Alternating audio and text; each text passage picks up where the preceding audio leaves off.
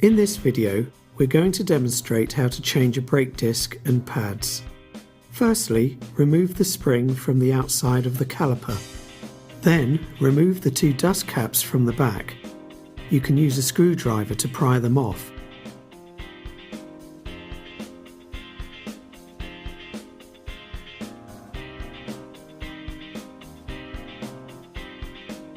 Using a 7mm Allen key, remove the two slide pins.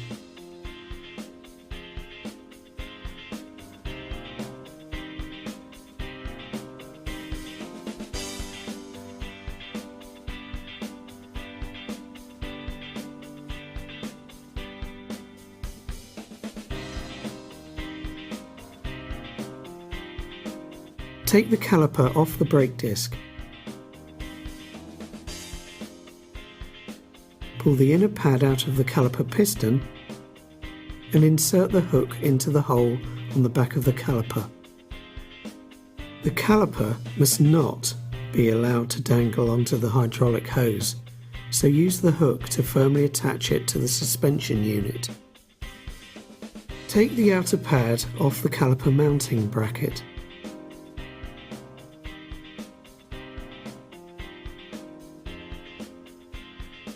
Then remove the bolts from the back of the mounting bracket using a pneumatic ratchet.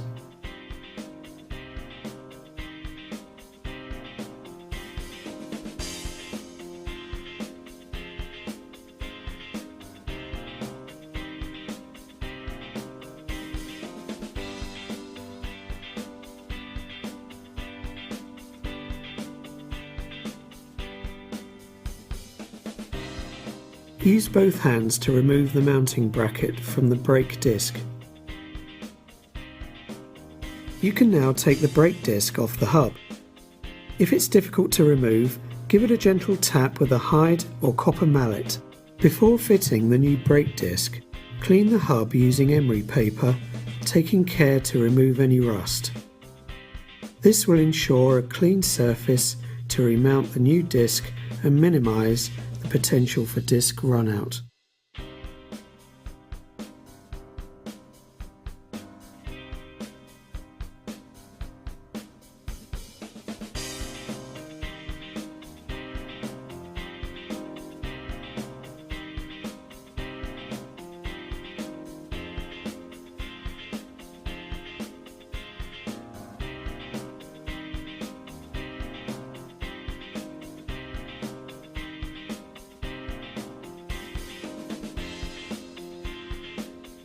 Apply Ceratec grease to the hub, both to the face and the outer edge. Do not use copper slip because copper can affect the workings of the ABS sensor.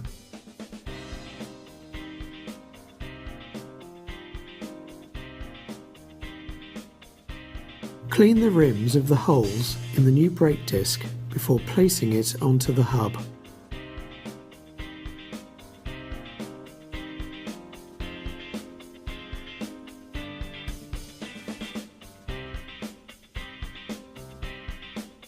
Place nuts on the two bolt positions as shown here.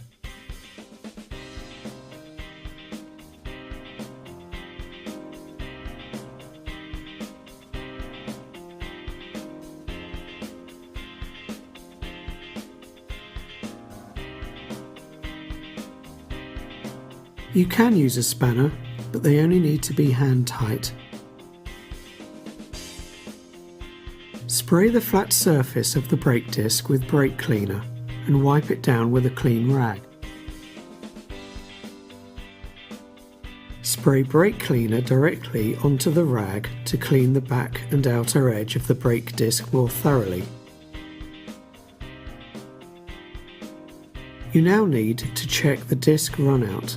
Attach a dial gauge to a secure, stable location. Make sure that the dial gauge clamp locks firmly into place. You should hear it click into the locking position. This is what the correctly positioned dial gauge should look like. Notice that the dial gauge needle is touching the brake disc, approximately 15mm from its outer edge. By hand, turn the brake disc anti-clockwise several times and take the reading from the dial gauge. Manufacturers advise a maximum variance of 0.08mm. Here, the reading is 0.06mm, which is acceptable. Now, old brake fluid is being drained from the brake. The flexible hose at the top takes the fluid into the caliper. Attach another tube to the bleed nipple and use a spanner to open and close it. Place a piston retracting tool into the caliper and wind it open. As the piston moves back into the cylinder, it will push old brake fluid through the bleed nipple to drain along the lower tube and into a receptacle to be safely discarded later. Before you reattach the mounting bracket, clean it thoroughly, using emery paper to remove any rust. It's important to lubricate the abutments and sliding faces with Ceratec grease before you put the mounting bracket onto the new brake disc. Apply Ceratec grease to the abutments of the inner pad and then snap the inner pad into the hole in the caliper piston.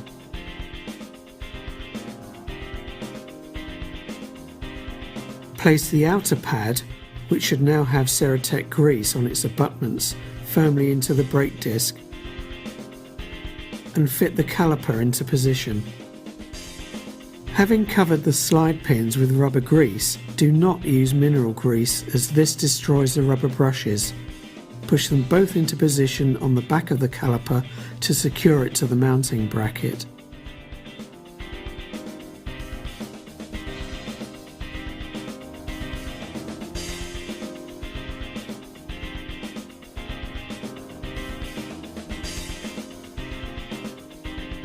Tighten the pins with the 7mm Allen key using manufacturer's torque settings.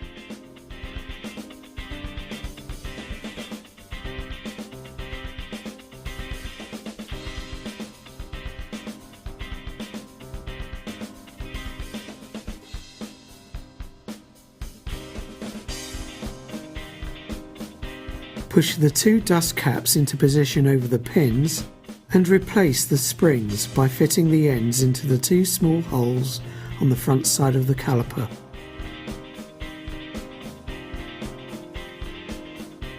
Use a pair of pliers to refit the spring until it's secure. This video has demonstrated how to carry out a standard brake change.